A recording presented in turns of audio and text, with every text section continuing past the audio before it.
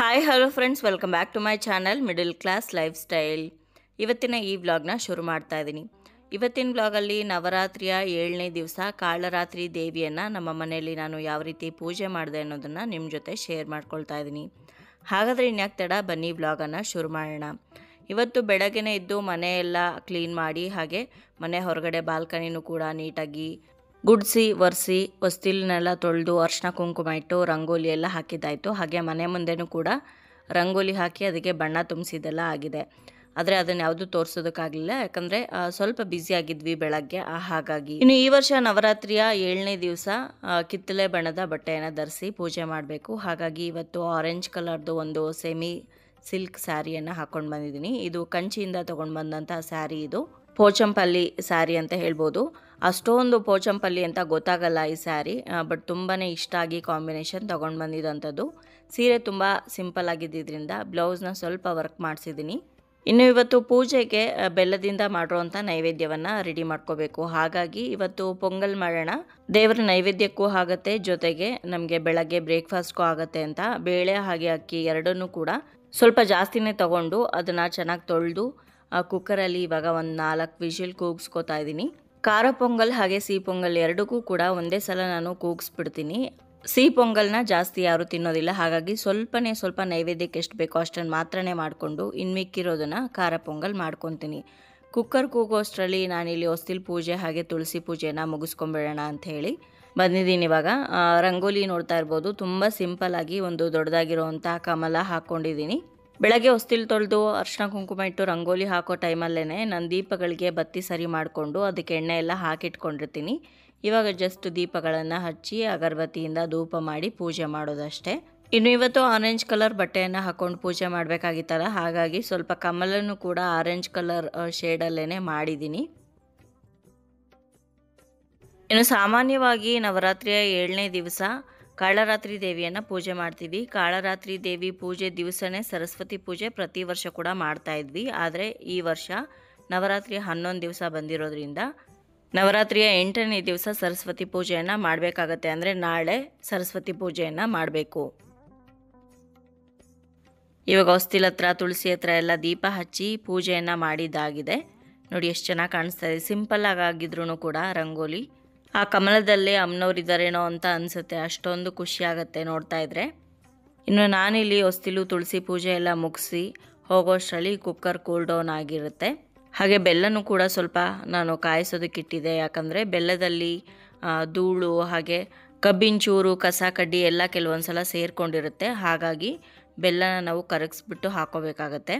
ನನಗೆ ನೈವೇದ್ಯಕ್ಕೆ ಎಷ್ಟು ಬೇಕೋ ಅಷ್ಟು ಮಾತ್ರನೇ ಹೆಸರುಬೇಳೆ ಮತ್ತು ಅಕ್ಕಿನ ಬೇಯಿಸಿದ್ನಲ್ಲ ಅದನ್ನು ತಕ್ಕೊಂಡು ತುಪ್ಪದಲ್ಲಿ ಗೋಡಂಬಿ ದ್ರಾಕ್ಷಿನೆಲ್ಲ ಹುರಿದು ಬೆಲ್ಲನ ಕರಗಿಸಿಟ್ಕೊಂಡಿದ್ನಲ್ಲ ಅದನ್ನು ಹಾಕಿ ಪೊಂಗಲನ್ನು ತಯಾರು ಮಾಡ್ಕೊಂಡಿದ್ದೀನಿ. ಖಾರ ಪೊಂಗಲನ್ನು ನಿಧಾನವಾಗಿ ನಾವು ತಿಂಡಿ ತಿಂತೀವಲ್ವ, ಅಂದರೆ ಬ್ರೇಕ್ಫಾಸ್ಟ್ ಮಾಡ್ತೀವಲ್ವ, ಆ ಟೈಮಲ್ಲಿ ಬಿಸಿ ಬಿಸಿಯಾಗಿ ಒಗ್ಗರಣೆ ಹಾಕ್ಕೊಂಡು ರೆಡಿ ಮಾಡ್ಕೊತೀನಿ. ದೇವರ ನೈವೇದ್ಯಕ್ಕೆ ಎಲ್ಲ ರೆಡಿ ಮಾಡಿಕೊಂಡು ಇವಾಗ ದೇವ್ರ ಮನೆಗೆ ಬಂದು ದೇವ್ರ ಮನೆ ನೆಲನೆಲ್ಲ ಒರೆಸ್ಕೊತಾ ಇದ್ದೀನಿ.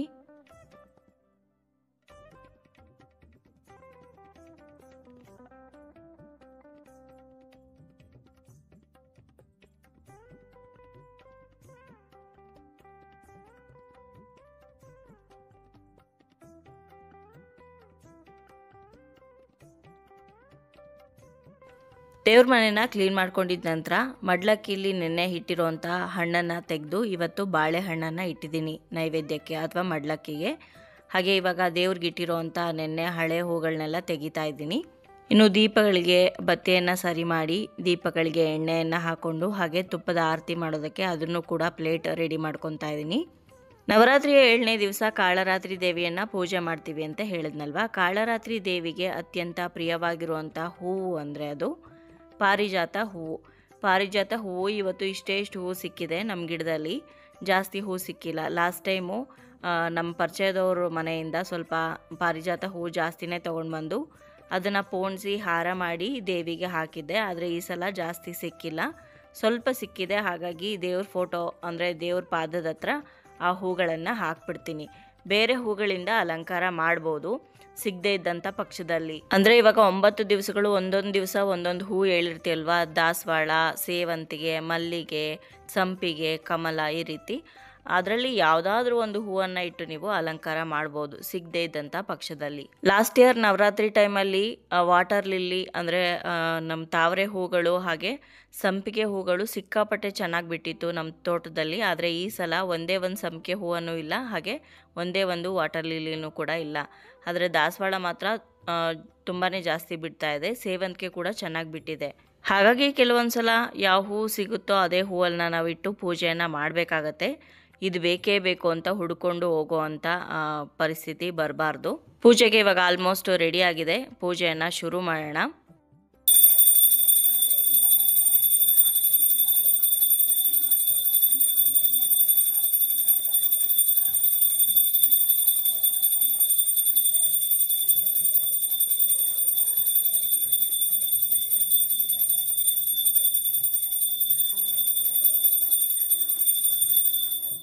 ಗಂಧದ ಕಡ್ಡಿ ಹಚ್ಕೊಂಡು ಧೂಪವನ್ನು ಮಾಡಿದ ನಂತರ ನೀವು ನೈವೇದ್ಯಕ್ಕೆ ಏನು ಇಟ್ಕೊಂಡಿರ್ತೀರೋ ಆ ನೈವೇದ್ಯವನ್ನು ದೇವರಿಗೆ ಅರ್ಪಿಸಬೇಕು. ಇವತ್ತು ನಾನು ಪೊಂಗಲ್ ಮಾಡಿದ್ದೆ, ಹಾಗಾಗಿ ಪೊಂಗಲನ್ನು ದೇವರಿಗೆ ಅರ್ಪಿಸ್ತಾ ಇದ್ದೀನಿ.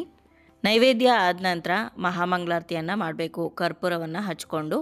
ಅದಾದ ನಂತರ ಆರತಿ ಮಾಡಬೇಕಾಗತ್ತೆ. ಕೆಂಪಾರತಿ ಆಗಲಿ ಅಥವಾ ತುಪ್ಪದ ಆರತಿ ಆಗಲಿ ನೀವು ಮಾಡ್ಬೋದು.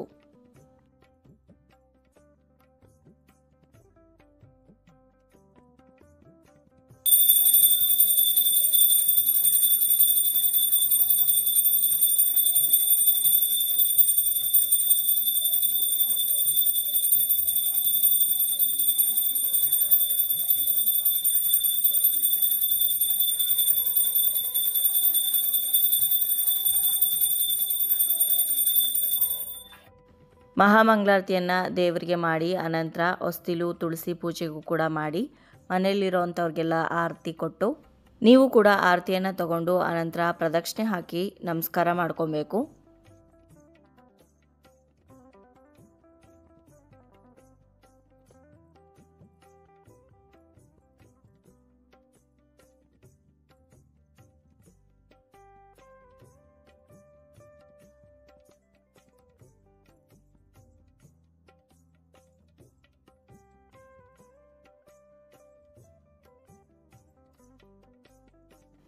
ಮಂಗಳಾರತಿ ಎಲ್ಲ ಮಾಡಿ ಎಲ್ರಿಗೂ ಮಂಗಳಾರತಿ ಕೊಟ್ಟ ನಂತರ ಇವಾಗ ತುಪ್ಪದ ಬತ್ತಿಗಳನ್ನು ಹಚ್ಕೊಂಡು ಆರತಿಯನ್ನು ಮಾಡ್ತಾ ಇದ್ದೀನಿ.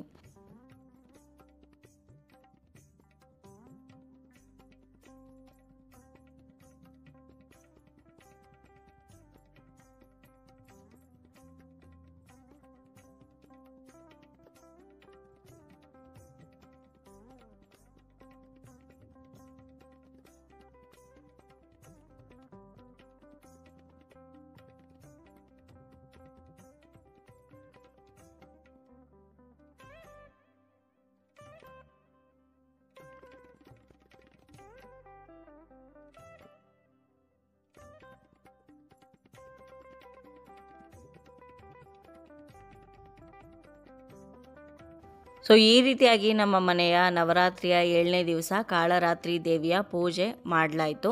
ಪ್ರತಿದಿನ ಪೂಜೆ ಪ್ರೊಸೀಜರ್ ಎಲ್ಲ ಸೇಮ್ ಇರುತ್ತೆ, ಆದರೆ ನೈವೇದ್ಯ, ಹೂಗಳು ಹಾಗೆ ಹಾಕೊಳ್ಳೋವಂಥ ಬಟ್ಟೆ ಬಣ್ಣ ಇದು ಮಾತ್ರ ಬದಲಾಗತ್ತೆ.